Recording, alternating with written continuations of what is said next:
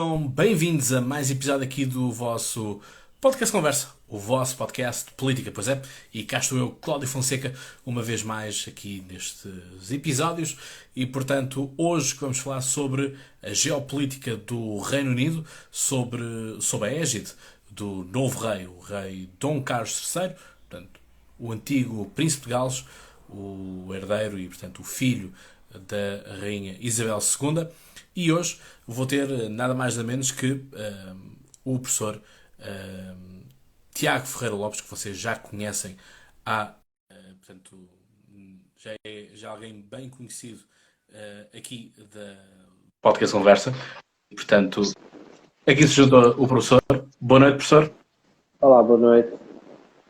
Bem, Dr. Tiago, isto este ano tem sido assim um ano em cheio naquilo que são as suas presenças na televisão, não é? Portanto, o professor esteve aqui a fazer um pequeno estágio não remunerado, mas um estágio curricular para depois estar nas televisões. Bem-vindo, professor. É verdade. Obrigado. É sempre um gosto estar no podcast. Portanto, Voltar à base, não é? Voltar onde se é feliz. é verdade. Neste caso aqui, costuma dizer, nunca devemos voltar a sítios onde já fomos felizes, neste caso, enfim, acho que se pode vir sempre. Professor Tiago, hoje estamos aqui então para, obviamente, falar do assunto do momento, ou é futebol porque as equipas portuguesas estão a fazer uma boa campanha, ou então estamos obviamente a falar ou da guerra da Ucrânia, ou já com uma menor percentagem, ou então daquilo que é a morte da rainha Isabel II. Isabel II. E, portanto, mas desenganem-se aqueles que aqui vão procurar informações de glamour. Enfim, isto aqui não é a revista Cor-de-Rosa, se bem que, obviamente, pequenas curiosidades poder-se-ão a dizer aqui, mas aquilo que nos importa hoje aqui falar, obviamente, é a questão da geopolítica do Reino Unido, porque rei morto, rei posto, como se costuma dizer, mas a verdade é que as coisas não são tão pacíficas assim, não é? Ou seja, quer isto dizer que muitas convulsões estão a acontecer, e, portanto, convulsões tanto internas do próprio Reino Unido, como na própria Commonwealth, como também nos próprios países que estão sob jurisdição da própria coroa britânica, não é? Portanto, assim à cabeça, Canadá, Nova Zelândia e Austrália, por exemplo, não são países, vamos dizer assim, independentes do ponto de vista de o seu chefe de Estado não é o seu chefe de governo. Portanto, os primeiros-ministros que lá estão, e uma primeira-ministra, no caso da Nova Zelândia, portanto,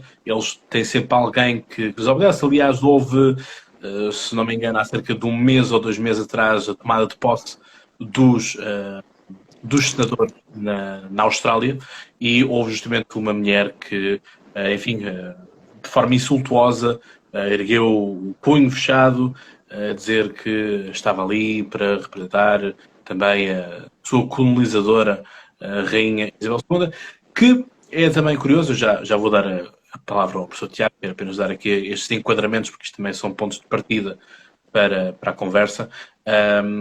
Nós temos estado a ter os opostos, ou seja, temos académicos que vêm dizer que não, a Isabel II, o seu cognome quase que podia ser a descolonizadora, porque a verdade é que houve muitas colónias que se tornaram independentes durante o seu reinado, com início nos anos 50, mas a questão aqui é, se da mesma forma esses países se tornam independentes, também é verdade que rapidamente se agregam à Commonwealth, não é? Portanto, aqui a Commonwealth quase que é uma continuação, uma geringonça de continuação daquilo que era o antigo Império Britânico, não é? Portanto, aqui as coisas acabam por ser todo este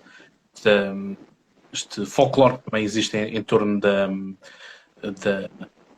Commonwealth. Por exemplo, o vestido da Meghan Markle tinha uma flor de cada um dos Estados-membros desta Commonwealth. Não é? Portanto, eu quando vos dizia que havia aqui um bocadinho de glamour, de onde vocês menos esperam, veio aqui um detalhe. Não sei se o professor Tiago sabia este detalhe, em particular. O professor Tiago conhece muito bem a Casa Britânica.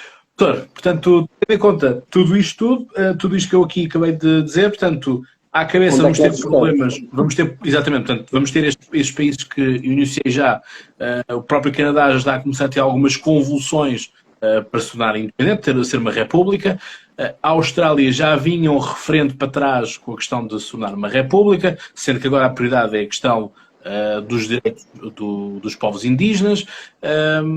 E temos a Escócia, que está sempre naquela latência, mas também temos a Irlanda, que eu acho que o pessoal está muito focado na Escócia e não está a dar atenção devida à Irlanda, porque a Irlanda é uma ilha, mas com dois países, por assim dizer, não é? E a questão é que, como se costuma dizer, do outro lado, o jardim do meu vizinho é sempre muito mais verde que o meu, não é? Portanto, provavelmente os irlandeses do Norte estarão a olhar para o da República da Irlanda e dizerem, pois é, eles estão no mercado único europeu, etc, etc, e portanto tem aquilo que o Brexit nos tirou.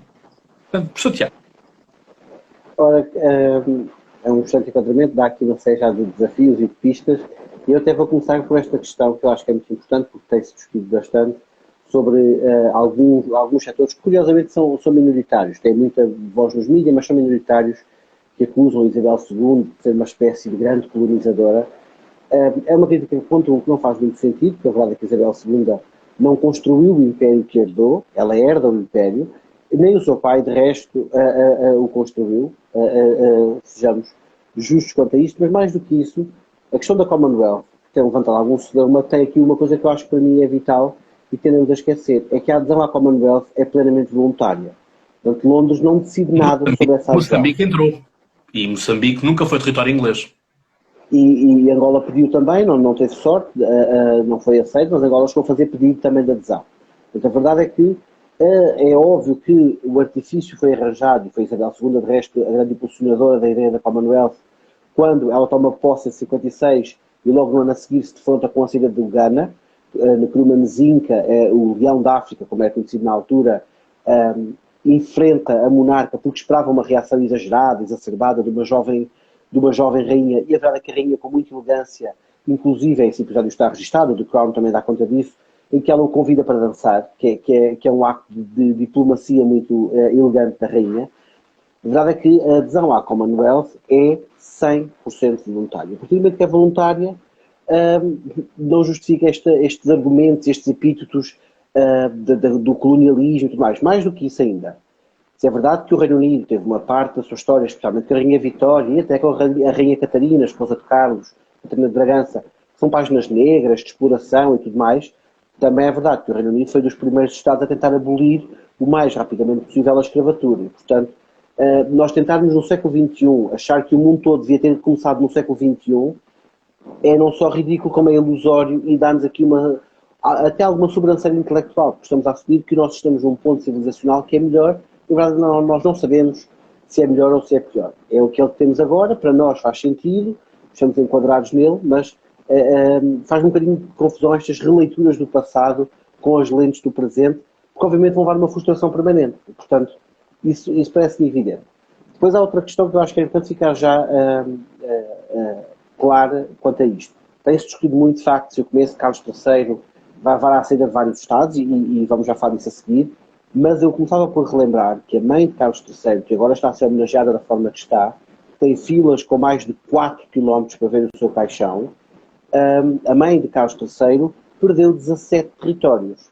E o Reino Unido não caiu, e a Commonwealth não colapsou, e o peso do Reino Unido também não desapareceu. O que acontece é que Isabel II percebe logo no início do seu reinado duas coisas. Ela não é monarca governante, portanto ela é monarca, é um garante das instituições, mas ela não governa, isso compete aos governos, ponto 1. Mas mais do que isso, ela percebeu que esta postura mais passiva, esta postura de querem ser independentes, muito bem, vamos ser independentes, mas vamos manter relações, evitaria aquilo que aconteceu com a França, com a Bélgica, com Portugal, que no pós-descolonização tem ali uma trepidação diplomática com as suas ex-colónias. E, grosso modo, isto não acontece com o Reino Unido. E, portanto, há que lhe dar esse mérito com alguns erros que foram cometidos no caminho, e o Reino Unido tem feito algum trabalho para assumir alguma da sua história colonial, ao contrário de Estados, como por exemplo os Países Baixos ou a Bélgica, que inclusivamente apagaram dos livros da história oficial, portanto, do ensino público, o momento da colonização. Portanto, não é ser ensinado na instrução pública esse momento, grosso modo. Portanto, há que ter aqui presente isso. Portanto, eu isso não acho uma surpresa. É óbvio que o Cláudio fazia referência a isso e bem, há agora muita discussão, particularmente na Austrália, na Nova Zelândia, na Antigua e Barbuda e no Belize, sobre uma eventual saída da Commonwealth e aquilo que o Primeiro-Ministro da Antigua e Barbuda classificou como tornarem-se plenamente soberanos. Faz todo o sentido, nem sequer se contesta que eles queiram fazer essa discussão. Mas aquilo que eu nos desafiava também a pensar é outra coisa. Há outra possibilidade aqui, que é, pode acontecer, por exemplo, o Belize ir a referendo, e o referendo dar manutenção da monarquia. A Austrália, no final dos anos 90, fez um referendo ao sistema, a verdade é que teve um diferencial de 10%, 55% para 45%, teve ali um diferencial bastante significativo. E, portanto, há às vezes aqui um assumir de que vai haver um referendo e o referendo vai dar automaticamente um resultado. Pode não dar. E há um caso ainda mais premente, há um caso mais próximo, que é o caso da Escócia. Toda a gente já vaticinava que a Escócia ia ficar independente. A verdade é que a Escócia vai a referendo, foi tangencial, foi uma porcentagem curtinha, mas decidiu manter-se no Reino Unido. E, portanto, eu acho que nestas coisas é importante evitar algum discurso um bocado histriónico quanto a isto. Depois, portanto, isto em relação a estes chaves. Há ainda outra questão que eu acho que é muito curiosa, que é esta questão dos timings. E, curiosamente, a maior parte dos mídias nesse aspecto decidiu não pegar aí. Que é isto. A Austrália, a Nova Zelândia anunciaram esta intenção, mas logo a seguir, cerca de 2 dias depois, tanto Jacinta Ardern como o novo primeiro-ministro australiano também anunciaram que isto não vai acontecer no período de pelo menos os próximos 5 anos. O atual primeiro-ministro da Austrália já disse que isto não vai acontecer neste mandato, portanto já chutou para o próximo governo, e Jacinta Ardern também já disse que isto não vai acontecer antes de passarem pelo menos 4 anos. Porquê? Porque é óbvio que aquilo que nós estamos a ver nos últimos dias, eu sei que a nós, Portugal, pode parecer um tanto ou quanto estranho, há alguns dos eventos que estamos a assistir, mas para o Reino Unido, efetivamente, há aqui uma carga simbólica fortíssima. Isto gera uma coisa que é a emoção, e a emoção é um dos alimentos das monarquias. Portanto, é óbvio que qualquer debate que vá acontecer agora sobre República ou Monarquia está enviesado por este momento de unidade nacional em torno, e neste caso unidade internacional, da Commonwealth, este momento em torno não só da rainha que faleceu, como de um rei que está a ascender agora. Portanto, para os republicanos, este é o pior momento para qualquer referendo, porque os referendos estariam contaminados por este sentimento quase de alguns eleitores, e já ainda há dias a BBC fazia algumas entrevistas sobre isso, alguns eleitores reportavam aquilo que era sentirem-se que iriam trair a rainha, trair o legado da rainha. E, portanto, estaria contaminada a discussão. Portanto, eu acho que é óbvio que a discussão vai acontecer. A Jamaica está em caminho para a independência, mas a Jamaica já fez o referendo antes da rainha morrer. Portanto, já houve referendo na Jamaica, o referendo passou, e aquilo que a Jamaica não tinha era um calendário. O primeiro calendário da Jamaica, que foi implementado, foi suspenso porque a Jamaica considerou que seria desrespeitoso para a Isabel II sair durante o jubileu, e, portanto, houve uma suspensão desta transformação da Jamaica em República, e obviamente que o jubileu foi há uns meses atrás. Portanto, agora a Jamaica já anunciou que a transformação da Jamaica em República vai acontecer em 2025 e não antes. Portanto, ficamos já aqui claros que no caso da Jamaica, a Jamaica vai sair, é verdade, mas o processo começou com Isabel II. Portanto, Carlos vai herdar uma situação que não pode reverter, que não lhe interessa entrar numa discussão que não é sua, e, portanto, é óbvio que é ele que, do ponto de vista oficial, vai perder este território, mas é uma questão que começou no reinado da mãe. Portanto, esta não é uma questão de Carlos III e não é uma questão que nós lhe possamos imputar. O caso que eu acho mais interessante destes todos é, de facto, a Antigua e Barbuda, cujo primeiro-ministro foi o primeiro a dizer que iriam a referendo, aliás, ele até disse que iriam perguntar, ele não disse que iam perguntar se o território quer ser uma república, ele disse que o território quer continuar a ser uma monarquia. E tem havido alguma discussão na opinião pública da Antigua e Barbuda, há alguns artigos até já disponíveis online dos meios de comunicação locais, e alguns artigos começam a apontar neste sentido, que é, alguns setores começaram a perguntar-se isto. A saída de uma solução de Commonwealth não retirará peso a Isabel II? Desculpem, a Antigua e Barbuda. A verdade é que uma coisa é uma Austrália e um Canadá sair da Commonwealth. São Estados com algum peso na comunidade internacional. A Antigua e Barbuda, por si só, torna-se menos relevante na comunidade internacional. Portanto, deixa de ter acesso a coisas que agora tem. Portanto, do ponto de vista material, alguns Estados do Pacífico poderão atrasar isto, e eu já vos dou um ponto de comparação para perceber que há aqui uma lógica por trás, porque materialmente é desvantajoso. Pode ser desvantajoso para algumas destas repúblicas, algumas destas ilhas, tornarem-se repúblicas. Os dois exemplos que nós temos em mãos. No século XXI, a ilha de Martinica e a ilha de Guadalupe, ambas já fizeram referendos para sair, deixarem de ser territórios ultramarinos franceses.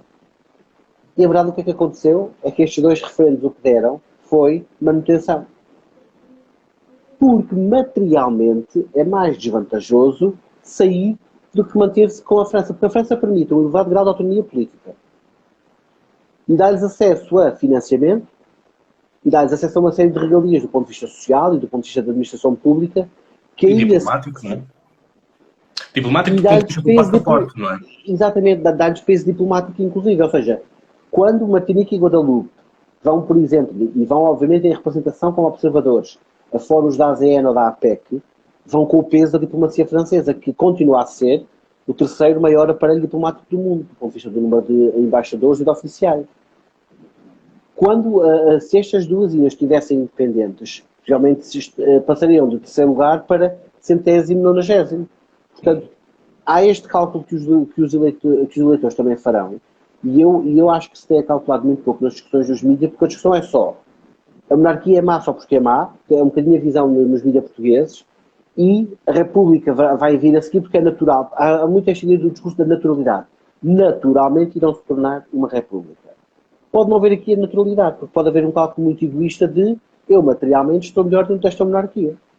E se eu materialmente estou melhor, eu vou manter melhor. Claro que há setores republicanos, no Reino Unido também há, e seguramente iremos falar disso a seguir, mas eu acho que esta discussão está um bocadinho contaminada, porque há quase que um ensejo e uma vontade de ver Carlos a entrar e a Commonwealth a colapsar. O mesmo que aconteceu quando o rei Jorge VI morreu, foi a mesma discussão com a Isabel. É nova, é impreparada, não sabe o que vai fazer implodir a Commonwealth. É verdade que, nós nos últimos dias fomos bombardeados com essas imagens. No primeiro discurso de Isabel II, da Rainha Isabel II, nós vimos ela a dirigir-se à grande família imperial, e, portanto, a família imperial morreu porque o Império colapsou e tornou-se a Commonwealth, tornou-se um reino só. Portanto, isso aí é verdade e ninguém escamoteia isso. Agora, também temos que dar crédito que algumas previsões mais catastrofistas nunca chegaram a acontecer. Portanto, nesse aspecto, eu acho que o Reino Unido, obviamente, continua a ser um Estado relevante no panorama internacional e isso é uma vantagem nestas discussões, com a exceção, e aqui volto a sublinhar, nós não sabemos qual é o grau de apoio à República no Canadá, por causa de questões como o Quebec e tudo mais, portanto é mais complicado. Está agora em eleições? É mais complicado do que parece, ou seja, pode acontecer aquilo que aconteceu no Reino Unido, que é alguns distritos do Canadá terem uma pulsão republicana que outros não têm, e criar até uma fratura social complicada. Portanto, nós não temos noção completa de qual é o panorama. Nós sabemos que tem crescido na Austrália algum sentimento de algum republicanismo, mas também temos noção que, tendo em conta que estamos a falar de uma monarquia, que apenas é um garante institucional, a crítica à monarquia é muito baixa. Há uma crítica histórica à instituição coroa, mas é pelo seu legado histórico. Mas ao tornar-se uma república não se apaga o passado histórico. O passado histórico já lá está. Sim, até porque, vamos lá ver, isto também houve alguém, acho que foi o jornal O Diabo até, que fez as contas e que a presença portuguesa custava mais do que a monarquia espanhola, algo assim do género. Portanto, lembro-me bem desse artigo também. A questão aqui é justamente isso. Por isso é que eu carrego sempre nesta tónica, e que é, para mim, os jornalistas são os inimigos do povo. Portanto, a partir do momento que o debate é enviesado, porque o é, aliás, basta nós olharmos para, quer seja a RTP, quer seja a CNN, quer seja a SIC Notícias, todos os jornalistas dizem porque Carlos III tem um nível de popularidade muito baixo. Mas por exemplo, nós fizemos essa discussão na RTP. Estava a professora Ana Isabel Xavier, e nós dissemos uma coisa, atenção, que as sondagens que há de Carlos III, todas são pré-morte da rainha. E nós sabemos, só quem não acompanha a vida política britânica, que Os discursos de Carlos III e as ações de Carlos III têm galvanizado a opinião pública. Aliás, o caso mais claro é o famoso caso da caneta de tinta permanente, que em Portugal fizemos Sim, um está festival a ser com isso, explorada à exaustão.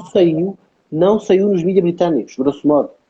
Portanto, os mídias britânicos acham que é uma não questão, porque qualquer pessoa que use uma caneta de tinta permanente corre o risco de acontecer o que aconteceu com o Carlos III. Agora, pensemos de outra maneira, do ponto de vista até Ele um pouco próprio mais diz pessoal. que está parte daquilo, não é? Portanto, ele já deve estar farto do protocolo Pensemos desta da maneira. vontade. O Cláudio imagina que, de repente, sabe que todos os passos que dá tem os olhos do mundo em cima. E no momento que é um momento relativamente simples, a caneta de tinta permanente acontece o mesmo. É óbvio que tem uma reação mais extemporânea. E nós, tudo o que é não Reino Unido, curiosamente, a França fez o mesmo, exploraram as imagens in extremis. No Reino Unido foi uma não questão, porque a reação da opinião pública foi uma coisa tipo. E então? É isso. E, portanto, isso é interessante. E Carlos III é verdade que era mais impopular do que o seu filho, mas por duas razões. Ponto um, pela sua imagem, pela sua idade, isso não ajuda, é óbvio. Mas há uma Sim, outra questão. é Diana e Camila. Há uma Ponto. visão romanceada do divórcio em que a Diana se tornou apenas em vítima e Carlos se tornou apenas em espectador passivo do que a coroa fazia à Diana. Ele não chega a ser visto como agressor e é muito curioso porque os dois, durante o divórcio, tanto Diana Spencer como Carlos Príncipe de Gales, assumem ambos que tiveram relações extraconjugais, assumem ambos que tiveram momentos menos felizes. É óbvio que a pressão sobre Diana era muito maior e a própria rainha assumiu que não soube reagir bem com a popularidade de Diana. Tudo isso é óbvio, mas na opinião pública criou-se um bocadinho a ideia de ela, princesa do povo, que foi o título que depois ganhou, é uma de nós, contra aquele 1% que não é de nós. Privilegiados, aristocratas, etc. E esta dicotomia pesou sempre contra Carlos. E, portanto, é óbvio que ele era mais impopular. Mas a verdade é que, logo no primeiro discurso que Carlos fez, a maior parte dos britânicos ficou, perdoem-me o colocalismo, de queixo caído. Porque não esperavam, e obviamente poderão pensar, mas não foi ele que escreveu o discurso, foi um assessor. Acho muito difícil um assessor ter a audácia de pôr expressões como, no final, as expressões de uma mãe e do papá, por exemplo, não iam ter essa audácia nem esse. E há ali momentos do discurso, virem com calma, que são momentos pessoais, que ele partilhou e que são momentos pessoais. Aliás, ele em público, sempre que ele discursava em público, e a última que nós tivemos foi justamente nas celebrações do Jubileu, Her Majesty, Mommy, e depois é que continuava o discurso. E, ou seja, portanto, para marcar que era um deles. essa parte íntima, Exatamente. ele sempre pôs a nu. E, portanto, ele tem mostrado alguma competência. É óbvio que Camila também peca por comparação, mas tem também surpreendido. A mim, inclusive, eu já o disse até creio que foi na RTP3 ou na CNN, que eu era uma das pessoas que tinha alguma reação menos positiva à Camila, mas a verdade é que há que dar mérito à rainha consorte. Ela tem sabido adaptar-se muito rapidamente ao protocolo, mas mais do que isso, ela teve já 2 momentos de muita, não só elegância, como de muita humildade. E o momento mais interessante foi aquele momento em que Carlos, para surpresa de todos, espontaneamente foi ter com as pessoas à porta de Buckingham, logo no primeiro dia. Traz a Camila para junto. E a Camila vem para trás. E a Camila vem para trás porquê? Porque a Camila inicialmente quis que este é o momento dele. E há um momento em que as televisões seguem apenas Carlos, e Carlos chega ao final, e, porque ele claramente gosta de Camila, é o amor de uma vida, um amor que não devia sequer ter sido adiado, ele espera por ela. Estes momentos, para a opinião pública britânica, são fundamentais para marcar a família real. A família real é uma família, é dinâmica, é uma espécie, se quisermos, de um Big Brother permanente, em que eles são escrutinados mais do que qualquer um de nós, nesse aspecto, obviamente que com vários privilégios, isto não é sequer uma apologia do que quer que seja. Portanto, isso fica de fora. Noutra questão que o Carlos falou, que o Cláudio falou, que eu acho que é importante... Se quiser fazer já a Rei da Inglaterra, não tenho problema nenhum quanto a isso, aceito já. Carlos IV já para suceder a Carlos III. Outra questão foi esta questão da Escócia e da Irlanda do Norte. Eu começo pela Irlanda porque é relativamente, parece menos complicado por isto. É verdade que a Irlanda do Norte faz parte, a República da Irlanda faz parte da União Europeia, do mercado livre, mas há aqui uma questão que é vital e que vai ser, que eu acho que vai jogar sempre contra um projeto de união.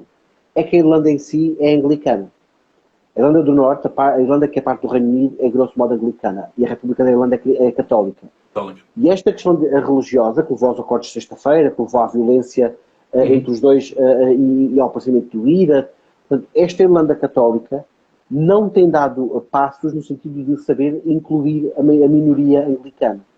E enquanto esses passos não forem claros, não houver uma abertura clara, não me parece que quem vive na Irlanda do Norte, que agora faz parte de uma maioria anglicana, quer abdicar para se tornar uma minoria possivelmente discriminada legal e socialmente. E, portanto, parece-me que esta discussão vai acontecer sempre, mas que os partidos nacionalistas da Irlanda do Norte, os unionistas são republicanos, aliás, o DUP já disse que tem inscrito no seu partido a ideia de eventualmente se unirem à República da Irlanda e abandonar a coroa. Portanto, isso é uma questão que está muito clara, e o Sinn Féin, nós sabemos, inclusive, também, mas já lá iremos a essa força em particular. Mas, portanto, na questão da Irlanda, eu acho que, acima de tudo, o que nós vamos ter permanentemente é esta dicotomia entre os unionistas, que querem, de facto, uma Irlanda unificada, uma ilha única, e depois os nacionalistas, ou os imperialistas, se assim quiserem, que se querem manter no Reino Unido, acima de tudo, por uma questão de proteção. E, portanto, eu acho que isso vai sempre retrasar a discussão, porque os anglicanos continuam a ser a maioria naquele pedaço minoritário daquilo que é a ilha da Irlanda. Fazer uma república da Irlanda do Norte pode não ser viável porque, lá está, são pequenos. As questões, ou seja, pode até ser viável, mas pode ser pior. Pode levar a tensão permanente, podemos ver outra vez aquilo que não queremos, que é o escalar da violência, como vimos antes dos acordos de sexta-feira, portanto, sexta-feira santa, portanto, pode não ser necessariamente uma solução dourada ou uma solução pacífica. O caso mais complicado de todos, e que obviamente para nós na academia se torna o mais apetecível para a análise, é obviamente a Escócia. A Escócia é complicada por várias maneiras. O cenário para a Escócia mudou todo. A Escócia, quando votou no referendo para ficar no Reino Unido, o Reino Unido fazia parte da União Europeia, tinha Isabel II na coroa, tinha David Cameron em Londres, que era mais acomodacionista, que inclusive devolveu o poder à Escócia, e agora temos Liz Truss, que é politicamente neste nível inconnu, apesar de já ter participado em 5 ministérios. Temos um rei e temos a Escócia fora do Reino Unido, da União Europeia. Quais são os problemas aqui? E há alguns problemas que nós temos que assinalar. Problema número 1, a Escócia, aliás, os partidos na Escócia, os partidos monárquicos na Escócia, sabem e vão impelar isso quando a discussão aparecer, que a União Europeia não vai facilmente aceitar uma candidatura da Escócia. Porque Estados como Espanha, que têm questões similares, vão bloquear essa adesão. Portanto, aí começamos logo com essa questão, é que este romance de não, a Escócia sai do Reino Unido e depois entra para a União Europeia, entra, ponto e vírgula, há aqui Estados que vão retrasar esse processo. Portanto, começamos logo com essa primeira dificuldade. E vai-se fazer, e que vamos pegar numa pequena linha que eu disse no início, que é a Ucrânia, e que é, temos os Balcãs à espera. E vamos esquecer a Turquia, não é? A Turquia, eu acho que os turcos próprios não acreditam que serão membros de pleno direito. Serão parceiros privilegiados da União Europeia. Mas é isso. Mas temos os Balcãs à espera, sim. Pronto, é isso. E nós sabemos que os Balcãs, se quiserem pegar em armas, pegam em armas. Não é? Portanto, a história recente já nos mostrou que os anos 90 estão em permanência, não é? Portanto, a questão é uma revolta contra a União Europeia, não é? Portanto, ou seja, haver uma coisa que é, mas nós andamos à espera, porque obviamente há aqui sacrifícios que são feitos, não é? Um país tem que se moldar a uma cultura comum, cultura política comum, vamos chamar assim, e portanto, quer dizer, depois aparece uma Ucrânia, e aqui não estou a procurar desvalorizar de forma nenhuma, mas a questão é, aparece-nos a Ucrânia, que tem uma situação do momento, e portanto estamos aqui a aquilo que nós muitas vezes chamamos na ciência política, em relações internacionais, que é sermos situacionistas, portanto agimos de acordo com aquela situação e só nos precavemos para os parâmetros e para a conjuntura daquela situação, são os problemas que vão vir depois. Pois, com todos os problemas perversos que isso tem depois. Portanto, essa é uma questão. Mas há aqui outras questões que é, ponto 1, nós sabemos, fez muita confusão, sou sincero, esta discussão toda sobre a Escócia, assim que Isabel II morreu, por uma questão muito simples. A atual Primeira-Ministra do Reino Unido, que o irá ser em princípio, se tudo correr bem, Liz Truss nos próximos 2 anos, ela disse muito claramente que o entendimento que ela e a maior parte do Partido Conservador faz é que o referendo que foi feito era um referendo geracional. Ora, o referendo geracional, ela basicamente quer dizer que vai levar mais 15 anos, pelo menos, até Londres estar disponível para aceder a fazer um referendo. Não é por acaso que neste momento está toda a gente à espera que os tribunais britânicos decidam se efetivamente a Escócia tem autoridade e legitimidade política, no caso jurídica também, para convocar um referendo ou não. Porque, de facto, na altura o pacto assinado entre Salmond e Cameron era uma ideia de um referendo para uma geração dar a sua opinião. Essa geração é aquela que ainda está, portanto não houve uma renovação geracional ainda. As gerações da Escócia têm a mesma contagem de anos que nós temos aqui no resto da Europa continental. E, portanto, essa é uma questão que pode nem sequer estar decidida. Mas há ainda aqui outra possibilidade, é mais remota, mas nós, se há coisa que os últimos 4 anos nos ensinaram, é que as hipóteses remotas muitas vezes são aquelas que se tornam viáveis. Há a possibilidade da Escócia se tornar soberana e manter a coroa. Ninguém exclui essa hipótese na discussão, porque nem todos os independentistas escoceses são republicanos. Não há automaticamente, é óbvio que há uma facção maioritária de soberanistas que são republicanos, mas há também, poderia haver aqui um acordo quase de conveniência de nós tornamos-nos soberanos, mas ficamos num esquema tipo Antigua e Barbuda, em que o chefe de Estado continua a ser, este caso Carlos III ou o seu filho, se a linha natural suceder, mas, e portanto, eu acho que houve aqui uma precipitação nesta discussão, acima de tudo para animar também aquilo que é um elaborado sistema de exéquias fúnebres e um sistema protocolar. E depois há outra questão que agora nós, a certeza que na Escócia se vai dar de falar nos próximos dias. Todos nós vimos as imagens que vieram da Escócia nos últimos dias. E, portanto, a Escócia esteve em peso na rua. E isso predica que há, de facto, neste momento, um sentido de que não é o timing correto. Se há coisa que... E nesse aspecto ela é bastante inteligente. A Nicola Sturgeon percebeu nos últimos dias é que o timing para a discussão não é este timing agora. E, portanto, parece-me que esta discussão vai para já sair de cena, vai, obviamente, acelerar a discussão sobre a inflação, a questão energética e tudo mais, e aí sim vai ser interessante nos próximos dias ver Carlos III, eventualmente, nos bastidores entrar em choque com a Primeira-Ministra, porque eles têm posições muito diferentes dessas questões, mas não tanto a questão da soberania, porque a verdade é que o teste, que era o teste das massas, esperava-se, por exemplo, em Edimburgo, uma massa populacional na casa dos 18 mil e foram 26 mil pessoas para as ruas. Portanto, isto já nos dá aqui um indicador de que, neste momento, a monarquia repopularizou-se. E, portanto, isso, se Carlos III não fizer muitas asneiras no começo do seu mandato, e, acima de tudo, se Carlos III se souber conter, ou, porque há aqui outro cenário, que não é meu, foi uma colega minha que me fez pensar nisso há dias, que era, há uma grande possibilidade, nós sabemos que ela tem esse ascendente sobre ele, de Camila conseguir quase que controlar Carlos III. E, portanto, quando ela perceber que Carlos III vai fazer as neiras, vai ser quase que o controle, que o botão de mute vai ser Camila. A rainha consorte vai jogar a favor nesse aspecto, porque ela, de facto, tem um grande ascendente sobre o novo monarca.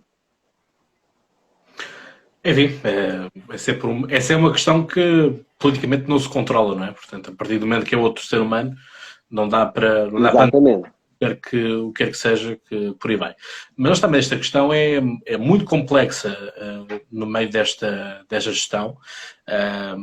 Como o próprio professor também disse, temos esta questão do Quebec, que começam a crescer cada vez mais os movimentos de independência mesmo, e portanto de rasgar com aquilo que é o restante do Canadá. Enfim, o Canadá, a questão é, se nós formos a ver, Canadá, Austrália e Nova Zelândia são basicamente os 3 países mais woke que nós temos aqui no planisfério, não é? Portanto, toda a gente sabe a minha vertente anti-woke, mas a questão aqui é de que forma é que isto poderá abrir portas, ou poderá haver aqui uma convulsão à escala mundial para haver um incentivo para que todas aquelas regiões que estão em tensão, que estão basicamente a querer ou reafirmar-se, como é o caso de Taiwan, ou que querem mesmo rasgar, como temos o caso da Córsega, que as coisas estão muito, muito conturbadas na ilha do Mediterrâneo, onde o próprio Emmanuel Macron já foi muitas vezes apelidado de persona não grata, e o problema aqui está que nas eleições todos os candidatos prometeram dar mais autonomia à Córsega, eu vou ser muito honesto, eu não sei onde mais autonomia se pode dar sem ser a independência, porque há muitas regalias que a Córsega tem face a muitas regiões da própria França. Portanto, é uma ilha que tem língua própria e essa língua, o corso, é língua oficial. Portanto, quem dera à Bretanha que assim também o fosse, não é? Portanto, temos aqui outro exemplo de uma região que está, ou a própria Occitânia, né? Toda a região do sul da França que não tem língua própria, apenas tem um sotaque cantante. Mas quer dizer, se formos olhar para tudo isto, até que ponto é que isto pode ser um gatilho para desencadear? Porque lá está, nós já percebemos que um bater de asas de uma borboleta no Japão pode ser efetivamente um furacão na Califórnia, não é? Portanto, olhando do lado do...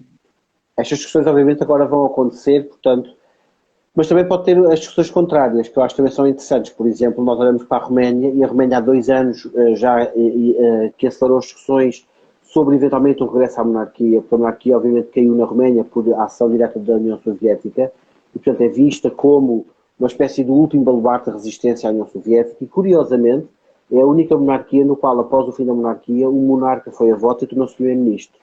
E portanto, logo a seguir à monarquia cair, o monarca depois foi a eleições e ganhou as eleições, e tornou-se primeiro-ministro durante, se não me engano, 4 anos. E quando ele recentemente morreu, ele teve funeral de Estado, porque o peso da família real na Roménia é ainda muito significativo e a instituição não está como que contaminada nesse aspecto. A discussão na Roménia está muito ativa. Daquilo que eu sei, tenho falado com alguns colegas também, aos pouquinhos, ainda muito só nos círculos intelectuais, mas aos pouquinhos, na Sérvia tem-se discutido muito isso também. E quando agora, este ano, houve uma transição do chefe da Casa Real da Sérvia, que vivia em Madrid, abdicou inteligentemente do seu irmão, que vive na Sérvia e que fala sérvio, porque o chefe anterior não falava sérvio, porque a família tinha sido expulsa após a Primeira Guerra Mundial, portanto, estão banidos. Agora que voltaram, e que o novo chefe da Casa Real Sérvia fala sérvio, pode haver aqui um efeito curioso de nós termos a Europa dos Balcãs, que há bocado o Código mencionava, e até de leste, começarem a discutir eventualmente um regresso a monarquias, obviamente constitucionais, parlamentares, com monarcas limitados, porque, tendo desvantagens, também tem algumas vantagens, como todos os sistemas. Portanto, todos os sistemas têm os dois lados, e a verdade é que as monarquias têm um excelente PR, que é o facto de as democracias mais sólidas do mundo serem quase todas monárquicas, como a Suécia, a Noruega, a Dinamarca, e, portanto, do ponto de vista de relações públicas de regime, isto é um ótimo livro de relações públicas, quando as repúblicas presentemente têm coisas como eleições que vamos ter na América Latina, de um país cujo nome eu não irei dizer, ou tivemos um presidente nos Estados Unidos, antes do atual, que era também particularmente diferente, vamos pôr assim.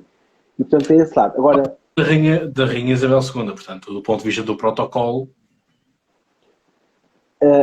Agora, as discussões que podem acelerar estas questões mais identitárias na Europa e tudo mais, que de facto poderão vir a ser aceleradas, não me parece que seja por aí que o Carlos III e que a monarquia britânica querem jogar. Portanto, o que eu acho que agora, o papel que agora nós vamos ter nos próximos 2, 3 anos, em princípio o quadro será este. Carlos III vai querer estabilizar as instituições, vai querer, acima de tudo, cumprir aquilo que tem dito nos seus últimos 12 discursos, que é a estabilidade e continuidade. É basicamente isto que nós vamos ter. Ele vai muito governar como se fosse, de facto, uma continuação da sua mãe, para evitar, de facto, empolar estas situações, porque a verdade é que, nós se olharmos para o mapa europeu, os Balcãs têm uma série de questões neste momento que estão a fervilhar, a tensão Sérvia-Kosovo está outra vez altíssima, a Bósnia está à beira do colapso, portanto, há uma série de coisas particularmente dramáticas a acontecer naquela região. Vimos nos últimos dias como a Arménia e o Azerbaijão voltaram a pegar em armas um contra o outro. Um bocadinho mais longe, o Quirguistão e o Tajiquistão também têm neste momento as escaramuças transfronteiriças. Já morreram 5 guardas transfronteiriços em escaramuças. Portanto, já há demasiadas coisas a acontecer para adensar-se mais violência ou adensar-se mais discussão nesse aspecto. Portanto, eu acho que por aí não me parece que o rastilho venha daí, a não ser de facto que se perca o controle da Escócia, e a saída da Escócia poderia de facto empolar uma série de questões, inclusive com os nossos vizinhos espanhóis, e reempolar a questão de Catalunha, até porque sabemos que E da Galiza tem corrido também. muito mal. Os julgamentos na Catalunha têm corrido relativamente mal, portanto, isto poderia agora escalar outra vez e poderia voltar à discussão da Galiza. Galiza é essa que, há uns anos atrás, de forma provocadora, mas há uns anos atrás, pediu ao governo espanhol para ficar com o fuso horário português portanto, e que, quando tem protestos nas ruas, grosso modo, usa a bandeira portuguesa como uma espécie de protesto contra o Estado Central. Acaba por ser essas questões. O engraçado aqui, hoje estava a ouvir a CNN e a justificação que os jornalistas davam para. Que é um excelente canal, para fechar a publicidade. É um excelente canal, tudo por onde o professor Tiago estiver, não é? Mas a questão aqui é a justificação para a questão da República na Austrália era que a Austrália tinha pouca ligação com o novo monarca. Bem, eu acho que tem pouca ligação à Austrália e tem pouca ligação ao mundo inteiro. Claro. Ponto. Portanto, esse argumento de quer dizer, se nós não temos tempo para fazer conexão, não vai ser assim que as coisas se fazem, digo eu. Sim, exatamente. Isto é também uma desculpa por uma razão. Carlos III, um dos estados que ele de facto visitou menos vezes até agora, durante este longo período de aprendizado que ele teve, a Austrália de facto um dos estados que ele visitou menos vezes. Mas também porque muitas vezes, em trabalho oficial para a coroa, a sua mãe o mandou para outros territórios. Portanto, Carlos não tem propriamente essa liberdade de escolher para onde visitou a maior parte das vezes. Quem foi mais vezes à Austrália foi a Princesa Ana, a Princesa Real Ana, e é muito provável que seja a Princesa Real Ana, que nos próximos dias, tenho quase a certeza disto, irá ganhar imenso destaque. Vai ganhar muito destaque, porque ela tem sido, de facto, tem cumprido o seu papel não só com muita dignidade, como, fica esse dado aqui, ela no último ano, o ano passado, cumpriu 380 eventos em nome da Rainha Isabel II. Foi o membro da família real que mais representou Isabel II, e este ano também já tinha uma cota acima dos 200 eventos em representação de Isabel II. Portanto, é de facto o membro da família real com mais peso, e foi a Princesa Ana que foi mais vezes à Austrália. Portanto, ela pode fazer essa ponte. Que a Austrália queira discutir soluções republicanas, eu percebo. Agora, esta coisa do nós não o conhecemos, ou achar que a República vai de repente acabar com o passado colonial que a Austrália passou e que é traumático, não vai. A verdade é que não vai. E a Austrália, como o Cláudio tinha dito há pouco, tem passado nos últimos anos por um fenómeno, tanto ao ponto estranho, de um risco de ver de história com estátuas derrubadas, com símbolos apagados de jardins, e que muitas vezes há quem ache que isto é progressista. Eu acho que isto é apenas abrir a porta para se repetir os erros do passado. É isso, e pedir desculpa também. Pois, exatamente, portanto... Institucionais. Os pedidos de desculpa eu acho que eles são importantes. Portugal também já fez alguns pedidos de desculpa, ainda agora recentemente em Moçambique, os massacres. Quando teve qual foi a visita? Foi a visita que... Eu creio que Cavaco Silva fez uma vez também em 2004, quando foi ao Brasil, quando foi ao norte do Brasil. Portanto, Portugal também já fez alguns pedidos de desculpa, e eu acho que eles são relevantes. Depois, obviamente, a questão mais complicada seria, mas isso seria toda uma outra discussão com outro episódio, que são das reparações. Agora, eu acho que o argumento dos republicanos australianos só de porque nós não o conhecemos é muito simples, convidem-no para o conhecer. Portanto, a questão foi uma questão de não o conhecer, e isso eu acho que eu daqui a uns cerca de 10 minutos terei depois que sair, mas queria dar aqui esta nota que só pode ser interessante para quem nos está a ver. Vai ser interessante perceber qual é o primeiro país que Carlos III vai visitar oficialmente. Portanto, qual é a escolha?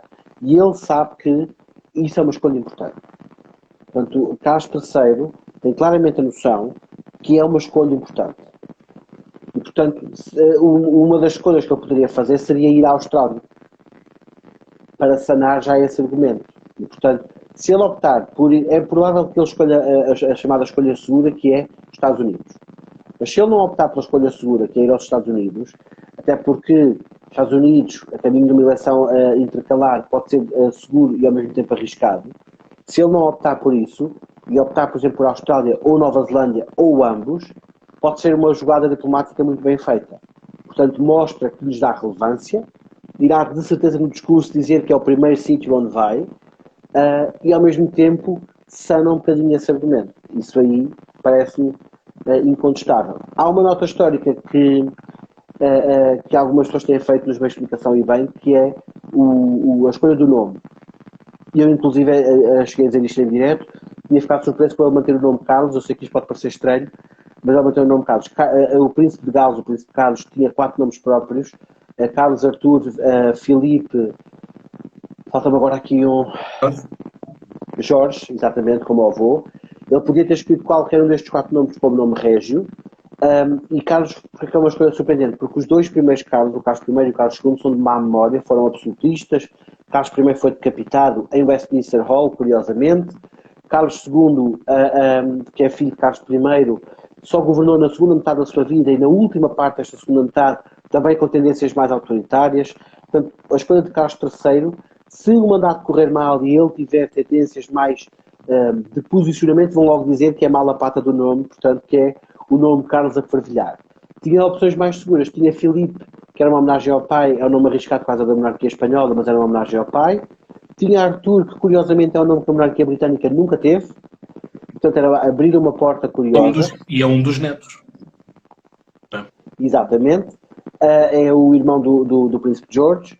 E tinha depois uma homenagem ao seu avô, Jorge VII. Se ele quisesse ser Jorge VII, era uma opção segura, porque Jorge VI tem, a grosso modo, uma visão relativamente positiva e limpa na opinião pública. Portanto, a escolha de Carlos foi interessante, é perceptível. Há 70 anos, ou há 73 anos que nós ouvimos falar do príncipe Carlos e, portanto, era uma escolha natural, mas é uma escolha arriscada se as coisas correrem mal, porque vai haver sempre a tendência para fazermos as comparações com os seus antecessores, com o nome parecido. É sempre, não é? Ainda por cima é uma questão de família. Se nós, já entre nós, falamos de aquele é o irmão, aquele é que é o bom irmão, enfim, as coisas já...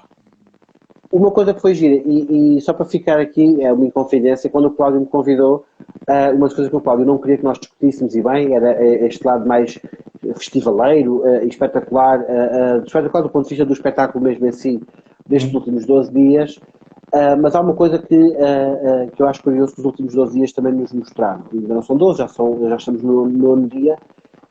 É curioso como várias repúblicas europeias estão agarradas, de facto, a este evento, que é um evento monárquico. E eu acho que isso é muito interessante. Da mesma forma, quando foram os casamentos, como no Mónaco, é óbvio que é pela curiosidade, porque há aquela quase o misticismo da Disney. Os livros de contos de fadas, não é?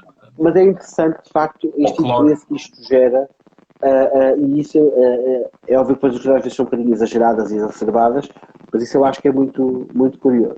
Professor, 2 perguntas para fecharmos. A primeira é, se em vez de se Carlos for à Austrália ou fazer ali o périplo pela Tasmânia, e se ele decidir ir à Ucrânia? É uma opção também. A Ucrânia, contudo, nós não vimos de membro da família real ir à Ucrânia. Por isso é que e sobretudo quando nós temos um Boris Johnson que esteve agarrado à Ucrânia até ao fim, assim como também temos exatamente a Liz Truss, que prometeu estar agarrada até ao fim, e quando temos também um discurso de Ursula von der Leyen, portanto, Presidente da Comissão Europeia, a dizer que as sanções vieram para ficar e, portanto, vamos dar quase free pass à Ucrânia. Não me parece que Carlos vai arriscar, porque a monarquia não vai entrar numa questão que é uma questão não resolvida. E, portanto, não me parece que Carlos III... Aliás... Putin também não foi convidado para o funeral. O Conselho não foi de todo. Aliás... Apesar de ter escrito... Há 3 estados que foram... Há 3 estados que, curiosamente, o protocolo britânico destas coisas chega a ser quase delicioso. Há 3 estados que foram convidados a não estar presentes. Portanto, literalmente receberam uma comunicação a dizer que não venham. Que foi a Rússia, a Bielorrússia e o Myanmar. Portanto, foram convidados a estar desconvidados. E houve um estado que foi convidado a estar representado ao nível dos embaixadores, que foi o Irão. Portanto, o Irão não vai ter chefe de Estado, não vai ser Raisi que vai ao funeral, vai ser o embaixador do Irão em Londres, que foi convidado a estar, de forma a que o Irão seja representado, mas não ao mais alto nível. E, portanto, não parece de todo que Carlos III vá arriscar muito uma visita à Ucrânia, acho, e se o fizesse, era audacioso, mas era pernicioso, porque teria um custo doméstico elevadíssimo. Portanto, acho muito mais provável ele ir para as opções seguras da Commonwealth, ou há uma série de opções que são simples. Ele pode escolher também coisas como Portugal, no argumento da aliança mais antiga do mundo, e portanto com o Tratado de Whitehall. Portanto, era uma escolha segura, era uma escolha tranquila. pode optar por ir à França ou à Alemanha. Portanto, há aqui uma série de escolhas que são tacitamente mais inteligentes do que necessariamente essa.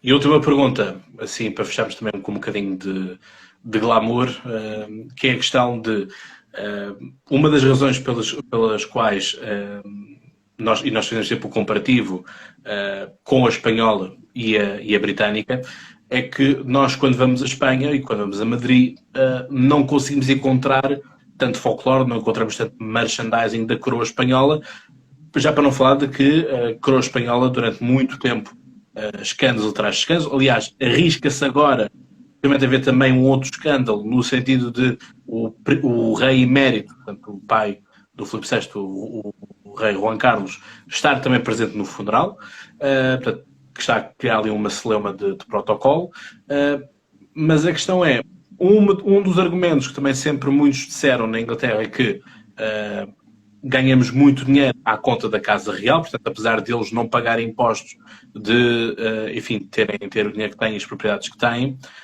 fruto do sistema como ele está montado, como é óbvio, mas ao menos faz-nos income porque o pessoal quer vir tirar uma foto no Buckingham Palace, querem ir ao Museu Madame Tussauds, o Museu da Cera, e tirar uma fotografia com a família real que ali está apresentada.